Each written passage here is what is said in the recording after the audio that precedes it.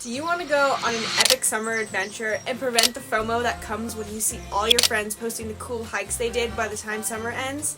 In today's video, I'm going to be sharing 10 of the most surreal and amazing hikes in the US that you also need to be planning 4 to 6 months in advance, aka right now, in order to be able to do these hikes. Though there are plenty of epic hikes in the US that don't require any sort of special planning, these aren't those hikes. These are not your everyday trails. These are epic adventures that also have some degree of limited permits, tricky logistics, or narrow weather windows that make planning for these hikes a serious planning endeavor. So without further ado, let's dive into those 10 insanely epic hikes that you're going to want to start planning right now.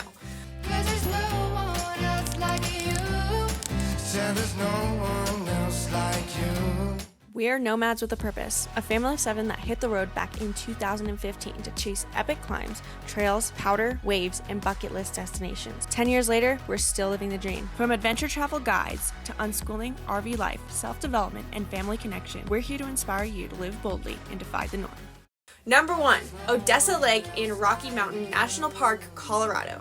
This is a hidden gem with fewer crowds and more jaw-dropping alpine scenery. Though this hike is really crowded, we think it's worth the trek. We think it's worth handling the crowds for because it is absolutely beautiful. Now, the reason you have to plan ahead so far in advance for this one is because Rocky Mountain National Park, for the last, I want to say about 3 years, has incorporated this new daily entry permit that is required to even get into the park. Now, this is really important because sometimes you don't need an entry permit if you're going to enter really late at night, but in order to do this hike, as it is a relatively long full day hike, in order to be best enjoyed, you're going to want to get into the park relatively early. So unless you're planning on beating the 6 a.m. crowd and being inside the entrance before that time, you're going to need an entry permit, which means that you're going to need to get an advance permit or plan ahead in advance to be able to get one of the day before entry permits by creating a cushion within your trip. Next up is a totally different ecosystem. The Kalalau Trail on Kauai's Nepali coast is an epic 22-mile trek that ends at one of the world's most beautiful, secluded beaches. I'll be the first to tell you that hiking the Kalalau Trail is frankly a bit of a sufferfest, and even though the beach that you end at is absolutely beautiful, there are plenty of other beaches in Kauai that are also just as beautiful, so take this with a grain of salt. But that said, Kalalau Trail is very much a bucket list hike. Now here's where the complications come in. Staying overnight on this hike requires a permit, and permits here sell out months in advance. Plus, heavy rain can turn the trail into kind of a dangerous obstacle. It can add complications. Overall, you have to simultaneously plan ahead with your permit and also detach because there's a chance that you might even run into bad weather even if you nail that permit. What's the alternative? Well, you can be like the crazy trail runners who run all the way out to Kalalau Beach and back in one day. That is a trail running adventure reserved for the really intense Type 2 adventurers. At number 3, we have the Eilson Alpine Trail in Denali National Park. Hopefully I'm pronouncing that right. But this hike is a short, steep climb to one of the best viewpoints of Denali. In fact, one of the best viewpoints in all of North America. Why? Because you get a view of literally the crown of North America, the summit of North America. Denali is the tallest peak in North America. Now, because this mountain is often shrouded in clouds, extra days in your itinerary is essential. It improves your chances of a clear, unforgettable view of Denali's summit. On top of the fact that you need multiple days to give yourself a decent chance at a weather window, the reason that this hike is on this list is because getting to Alaska requires a lot of advanced planning. Just getting to Anchorage alone is an endeavor, and getting from Anchorage to Denali is not an easy thing either. So yeah, even though this is a relatively short 4 to 5 mile hike, it could be up to 40 hours of travel just to get to the base of this trailhead. Fourth hike on this list is Glacier National Park's Highline Trail. This is an absolute bucket list worthy 15-mile ridge hike through dramatic alpine terrain. This is honestly one of our favorite hikes in the whole world due to the abundance of varying mountain views that you get throughout the trek. Plan ahead though, because this hike requires some logistics. It's a one-way trek, which means you either need to shuttle 2 cars, and if that wasn't enough work, you also have to get up so insanely early because the parking parking lot is tiny if you want to be able to park your car at the starting point. The alternative is that there is now a hiker shuttle, but that fills up fast too. And overall, getting reservations for accommodation in the area so that you can actually wake up early enough to be on that shuttle or be driving to the trailhead requires you to be relatively close, and those accommodations, like I said, they fill up fast. Fifth, let's journey into the Cirque of the Towers in Wyoming's Wind River Range. The Wind River Range overall is one of the most secluded mountain ranges in the entire US, and yet it offers some of the most world-class views you will ever experience in your whole life. The granite cirques tower around you, the meadows are lush, and the Alpine lakes are absolutely beautiful. Best of all, unlike places like Colorado or even Glacier National Park, this area is not overpopulated. You'll actually have solitude to connect to nature. But the fact is, there's complications here.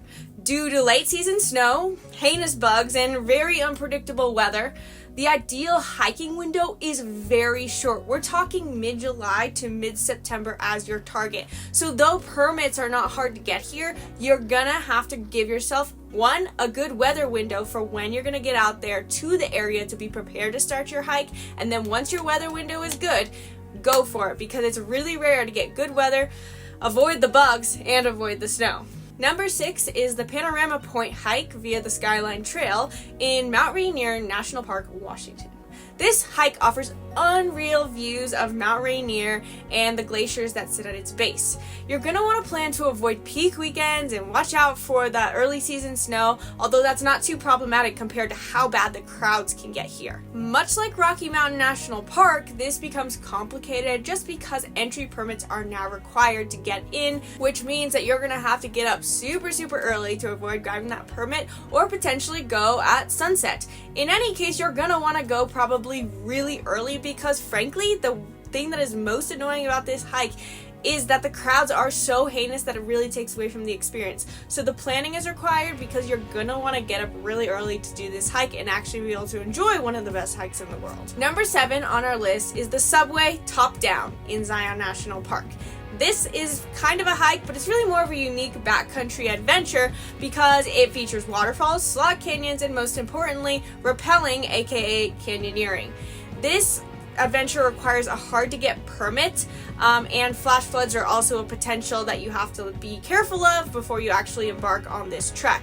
Overall, though, the Subway is one of the best adventures for people who want a dose of Type 2 fun. Overall, doing the Subway Top Down is an unforgettable experience. Once again, if you can't get an advanced reservation permit, there are also day before permits that are available, but you're going to want to make sure you're in the area and ready to go in case you get that permit. At number 8, we have Angel's Landing in Zion National Park, Utah. Again, this is one of America's most famous hikes. It's got steep drop-offs and epic views. There was a time when permits were not required to do this hike, but unfortunately that day has come to pass. Permits are now required year-round, even in the winter, and the crowds can often be, even though there's a permitting system, there can still be crowds that can slow you down when you're on the hike. Basically, even if you're able to snag a permit, you're still gonna have to work your logistics around avoiding the crowds by getting up really early, because it can take away from the experience a lot. With all that said about Angel's Landing, you're probably thinking to yourself, is it really that great? And I'll be the first to tell you that even though I'm kind of a jaded hiker, I think Angel's Landing is still worth doing. Just need to grab a permit, get up early to avoid those crowds so that you can actually experience the thrill of being on the edge of that cliff. 9th, we've got Half Dome, the cables route in Yosemite. This is a 16-mile climb that culminates at a cable-assisted ascent up the backside of Half Dome, which is one of the most iconic peaks in North America and the world. Now, due to high demand, you're going to have a lot of trouble actually participating in the permit lottery and securing your permit in that lottery. This is an absolute dream hike, but even for us who have basically been full-time traveling to adventure and hike for 10 years now, we have not been able to snag a permit at Yosemite, even though maybe we haven't necessarily tried as hard as we could. But it's not an easy permit to get because you are competing with the high population of California who also wants to do that hike too. And last but not least, we've got my absolute favorite, the Enchantments Thru-Hike in Washington. This is a breathtaking alpine trek that has dozens of turquoise lakes and rugged peaks like no other. I'm a sucker for the Rocky Mountains, but I'll tell you what, The Cascade Range has a special place in my heart because of that abundant, rich forest that surrounds those granite peaks. So here's where it gets complicated. This hike is 22 to 23 miles long, despite the fact that all the trails and the maps tell you otherwise. It is a mutual consensus by all these experienced hikers who feel fairly confident in their hiking times. We all agree that this hike is not according to what the maps say. So what does this mean? Does this mean that everyone does the 23-mile hike in a day like we have? No. There are some permits available to do this hike as a backpacking trip. The problem is, this hike has built a reputation. It's become known. It's not such a hidden gem anymore. And so now that permit lottery has become very difficult. Now there's one hack here. There's a small window at the end of the season in which permits are required that you don't need a permit and snow still hasn't arrived. So you have two options there in terms of planning this logistical nightmare. And your third option is to be like us and be like these experienced hikers who are a huge fan of this hike and to do this hike as a one-day Thru-Hike.